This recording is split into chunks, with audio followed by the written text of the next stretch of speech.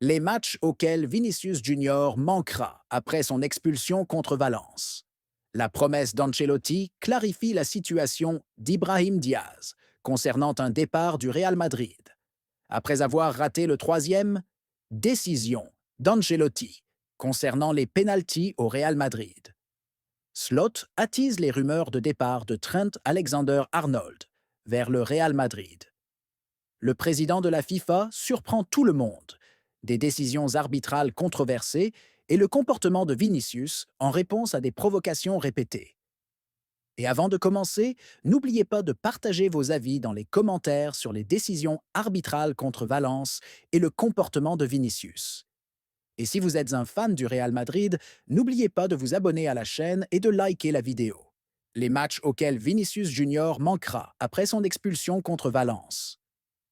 Le Brésilien Vinicius Junior, joueur du Real Madrid, a été expulsé lors du match de son équipe contre Valence dans le cadre du championnat espagnol 2024-2025.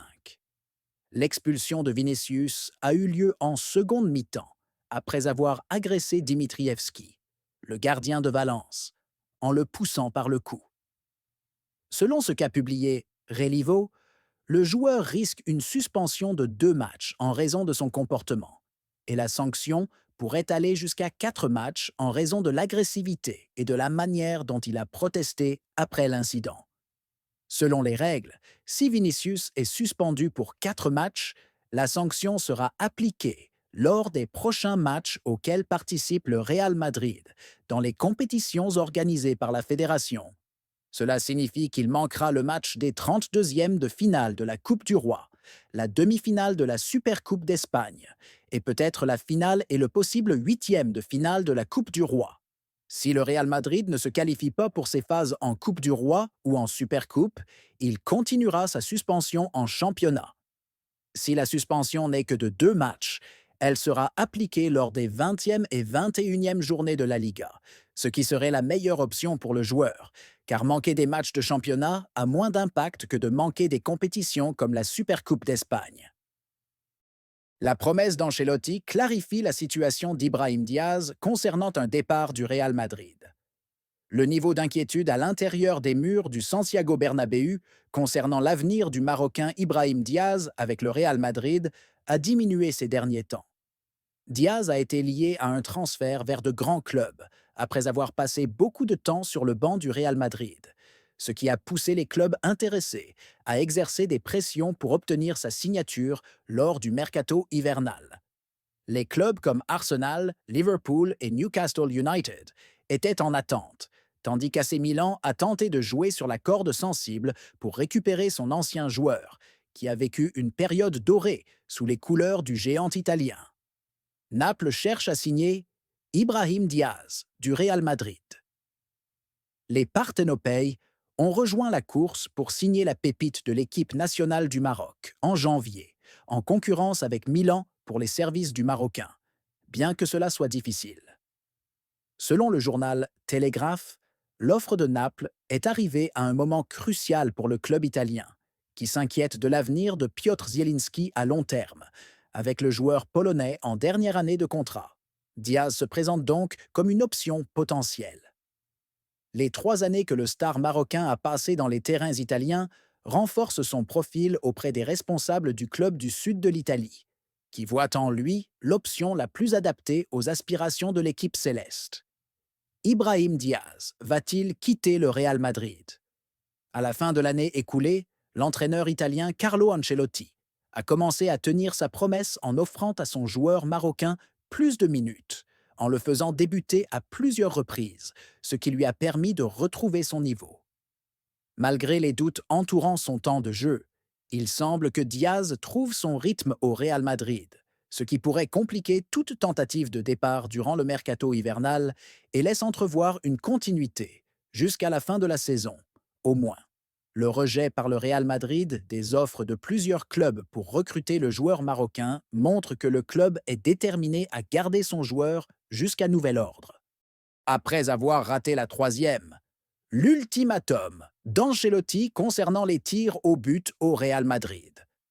L'entraîneur italien a décidé de montrer le rouge. Après avoir déjà souffert de 3 échecs dans l'exécution des tirs au but depuis le début de la saison, le Real Madrid va revoir sa stratégie concernant cet aspect important du jeu. Et c'est l'entraîneur italien Carlo Ancelotti lui-même qui supervisera cette question. La décision d'Ancelotti au début de la saison était que les joueurs établissent eux-mêmes leur hiérarchie pour les tirs au but. Mais le dernier échec de Jude Bellingham dans la tentative contre Valence a forcé Mister à revoir ses plans. Ancelotti a déclaré après le match contre Valence: «Nous avons raté 3 tirs au but cette saison, et cela m'ennuie. Je dois assumer la responsabilité de choisir qui les tirera.» Une décision claire de la part de l'entraîneur italien. Cependant, Ancelotti a estimé que cet échec au tir au but avait finalement été un avantage pour le Real Madrid. Il a ajouté: «Bellingham n'a pas été concentré sur le tir au but qu'il a raté, et je pense que cela lui a donné un supplément de motivation. Il a joué les 30 dernières minutes de manière exceptionnelle, a travaillé dur et a aidé Mbappé devant.» Il a poursuivi: «Nous avons vu Bellingham corriger son erreur en marquant le but de la victoire pour nous dans les dernières minutes.»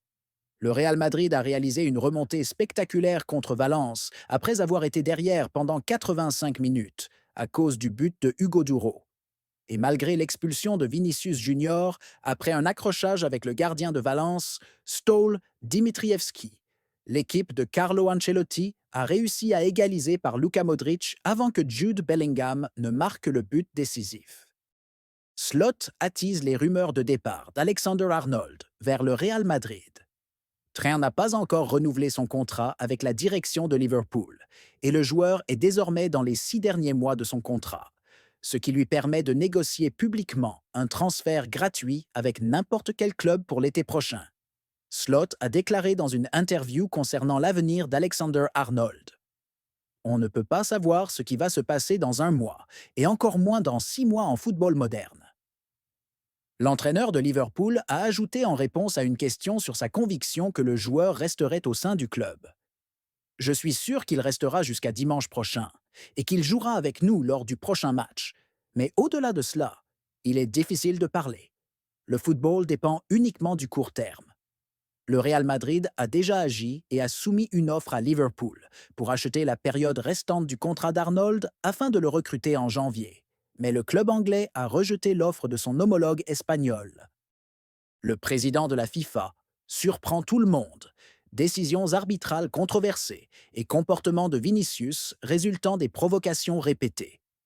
Dans des déclarations inattendues, le président de la FIFA a commenté la controverse arbitrale entourant le match entre Valence et le Real Madrid, suggérant que l'équipe royale avait peut-être été victime de décisions arbitrales injustes, et a indiqué que le comportement de Vinicius Junior, qui a conduit à son expulsion, était une réaction directe aux provocations répétées qu'il a subies. Les décisions arbitrales sous la loupe. Le président de la FIFA a commencé par souligner l'importance d'assurer l'équité des décisions arbitrales dans le football, en déclarant: «Les arbitres sont un pilier essentiel du jeu. Mais lorsque des décisions controversées affectent les résultats des matchs ou faussent la compétition, il est nécessaire de revoir ces décisions pour garantir la justice.» Il a ajouté: «Dans le cas du match entre Valence et le Real Madrid, plusieurs situations ont été sujettes à débat, notamment le premier but de Valence, qui est survenu après une action où Rodrigo a été victime d'une faute. De telles décisions nécessitent une explication claire, d'autant plus que des situations similaires ont été traitées différemment dans d'autres matchs.» Il a aussi évoqué l'incident concernant l'expulsion de Vinicius Junior, qui a été l'un des moments les plus controversés, en disant: «Le VAR a montré que le gardien de Valence avait clairement provoqué Vinicius avant le contact. Il aurait dû recevoir un carton jaune pour ce comportement, ce qui l'aurait exclu du jeu en raison de sa précédente carte jaune. Mais malheureusement, cela a été ignoré, ce qui a conduit à une décision injuste à l'encontre de Vinicius.» Vinicius Junior et les pressions des provocations. Concernant le comportement de Vinicius, le président de la FIFA a exprimé sa sympathie pour le joueur, expliquant: «Vinicius est un jeune joueur talentueux qui fait face à des provocations répétées, à la fois sur et en dehors du terrain. Ces provocations n'affectent pas seulement sa concentration en tant que joueur, mais aussi son bien-être psychologique. Ce qui s'est passé pendant le match est le résultat d'une pression constante qu'il subit, et non d'une simple réaction impulsive. Il a ajouté: il est essentiel de ne pas ignorer que Vinicius a été victime d'une situation de tension. Nous devons traiter ces cas avec plus de rigueur pour garantir la protection des joueurs contre de telles situations, qu'elles soient verbales ou physiques. Le président de la FIFA a souligné que cet incident mettait en lumière la nécessité urgente d'améliorer les mécanismes d'utilisation de la technologie vidéo, VAR, et la gestion de l'arbitrage en général. Le VAR a été mis en place pour réduire les erreurs et garantir des décisions équitables, mais il doit être utilisé correctement et de manière cohérente. Lorsque la technologie montre clairement une erreur, comme une expulsion injustifiée ou une faute non sanctionnée, elle doit être corrigée immédiatement. Nous ne pouvons pas ignorer les preuves fournies par la technologie.